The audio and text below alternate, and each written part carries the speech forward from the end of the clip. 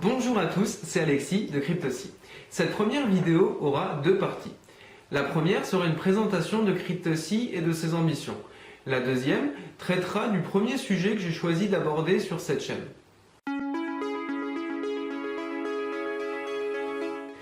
Tout d'abord, le début. Cryptocy a été créé dans le but d'explorer le potentiel d'avenir de la blockchain, des crypto-monnaies et de tout l'écosystème. On retrouve d'excellentes informations, vidéos ou articles sur l'état actuel des crypto-monnaies, sur leur cours ou sur leur fonctionnement.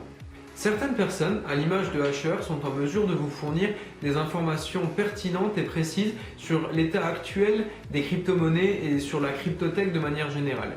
Et chaînes de blocs ou crypto-analyse par exemple vous permettent d'approfondir et de rentrer de manière plus pertinente dans la compréhension du système.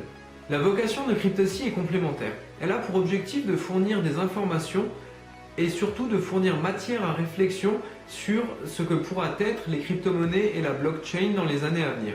Si par pur hasard je cite des crypto-monnaies en exemple, il ne s'agit absolument pas de conseils d'investissement. Et puisqu'il faut faire un disclaimer, je vais en faire un très court. N'investissez absolument pas l'argent que vous n'êtes pas en mesure de perdre, faites vos propres recherches et soyez vraiment très prudent avec les informations que vous pouvez trouver, y compris si elles viennent de moi. Ceci étant dit, je vous propose d'aborder le premier sujet que traitera cette chaîne, le vote. Il s'agit selon moi d'un sujet qui va être dans les années à venir vraiment lié à la blockchain et qui a, je pense, un réel besoin de la sécurité que peut offrir ce type de technologie. Tout d'abord, considérons le coût. Si on observe la façon dont sont organisées différentes élections, on va prendre les élections présidentielles pour faire simple. Si on suit les chiffres de la dernière élection présidentielle, on remarque qu'il y avait en France 69 000 bureaux de vote ouverts et 824 à l'étranger. Chaque bureau de vote est constitué de 4 personnes. Un président, 2 assesseurs et un secrétaire. Mais on va être super sympa, on va considérer qu'il y a uniquement un président et 2 assesseurs, comme c'est le cas dans certaines petites communes à l'image de celle dans laquelle je me rends pour voter. Cela fait donc 209 472 personnes mobilisées sur la journée. Alors oui, c'est vrai, ces personnes ne sont pas toutes rémunérées pour leur fonction. Mais en parlant de coûts, je ne parle pas que de coûts financiers, je parle également de coûts en temps. Les élections sont quelque chose d'incroyablement chronophage. Et à côté de ça, on a eu 2000 magistrats délégués mobilisés, 50 000 policiers et 7 000 militaires de l'opération Sentinelle qui eux étaient payés sur leurs heures de travail. Ces chiffres sont déjà assez impressionnants et je suis quasiment certain que j'en oublie énormément dans cet exemple. Une blockchain pourrait éviter ce type de mobilisation et ainsi fortement réduire les coûts engendrés. Alors oui, effectivement, il y aurait forcément des coûts de création et puis des coûts surtout liés aux frais de transaction, mais on ne serait absolument pas dans les mêmes échelles de prix. Deuxième point, la sécurité. Car oui, déjà rien que considérer 50 000 policiers et 7 000 militaires sentinelles mobilisés pour une élection, c'est déjà énorme.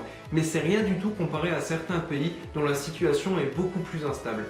Dans toute élection, les autorités vont prendre bien entendu des mesures pour s'assurer que les électeurs, les personnels des bureaux de vote, les candidats ou toute autre personne impliquée dans une élection soient à l'abri du danger. De plus, les exigences de sécurité pour une élection varient considérablement en fonction du contexte. Dans un pays où la situation politique est instable, les autorités vont avoir affaire à une quantité de facteurs beaucoup plus élevés que dans un pays avec une situation politique stable. Tout ça toujours dans le but de maintenir un semblant de sécurité pour ces élections. De cette manière, ces États vont forcément déployer des forces de l'ordre, des militaires et à chaque fois dans le but de protéger les lieux physiques et les individus. De plus, on parle de sécurité physique, mais il faut également considérer la sécurité de l'information. Dans chaque élection, il y aura des plans mis en place pour s'assurer du transfert en toute sécurité du matériel électoral, notamment les bulletins de vote et les urnes. Et tout ça dans le but de protéger ces éléments pour éviter qu'ils ne soient A. manipulés, B. détruits ou C. volés. Avec une blockchain, la sécurité des personnes est assurée de facto en évitant les déplacements. La sécurité de l'information sera quant à elle garantie par le système. Troisième point, la confiance et la transparence. Malgré toutes les mesures citées précédemment, il y aura toujours des personnes qui contesteront les résultats d'une élection. Je vous mets au défi de trouver une seule élection qui a fait l'unanimité de son intégrité. Si maintenant on remplace ces procédures par une blockchain, chaque personne se rend dans un bureau de vote, qu'il soit virtuel ou non, chaque personne vote, les votes seront minés, et c'est terminé, ou presque.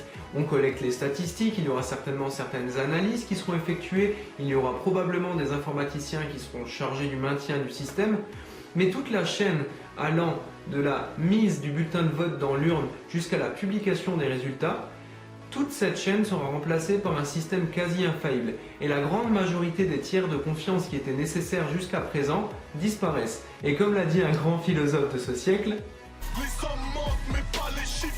de plus, il est possible de vérifier que le code n'est pas corrompu. Il sera possible de s'assurer que la blockchain ne présente aucune faille et que le vote, à ce moment, soit complètement transparent. Alors en France, oui, certaines personnes peuvent être sceptiques du score des élections. Mais au final, on a quand même un système pas si mal construit. Il existe des pays où la démocratie n'est même pas assurée. Pour certains, il est impossible de garantir l'intégrité des élections. Et comme l'a dit un autre philosophe, et cette fois-ci du siècle passé, dans une élection, ce qui compte, c'est pas les votes, c'est celui qui les compte. Je vous laisse songer à ce qu'une blockchain peut apporter à tous ces pays. C'est vraiment, selon moi, une application qui est en mesure de rebattre toutes les cartes et d'offrir enfin une démocratie à des pays qui n'en ont pas connu à cause de l'instabilité présente dans la plupart de leurs élections. Je pense que selon moi, c'est une des applications qui présente le plus fort potentiel. C'est certainement celle qui mettra le plus de temps à être appliquée. Il faudra la faire appliquer aux États et il y aura forcément des États qui seront contre. Mais si on arrive à la faire exécuter dans au moins certains cas, les bénéfices financiers, les bénéfices humains et les bénéfices démocratiques seront incroyables. Alors bien sûr, il existe des inconvénients. Déjà, la nouveauté. Ce sera très difficile de faire accepter ce genre d'innovation sur des thématiques telles que le vote. Ensuite, le vote électronique. Il serait déjà techniquement applicable aujourd'hui sous d'autres formes. Mais il n'est majoritairement pas appliqué pour plusieurs raisons, à commencer par le non-accès à Internet pour certaines personnes. Malgré tout, si on se laisse à imaginer un succès de ce modèle, on aura affaire à une arme démocratique incroyable. On pourra envisager des applications potentiellement inimaginables et on pourra par exemple commencer à considérer des modèles tels que les démocraties liquides. Aujourd'hui, il existe une grande quantité de projets liés à la blockchain et je vais essayer d'en présenter une infime partie sur cette chaîne.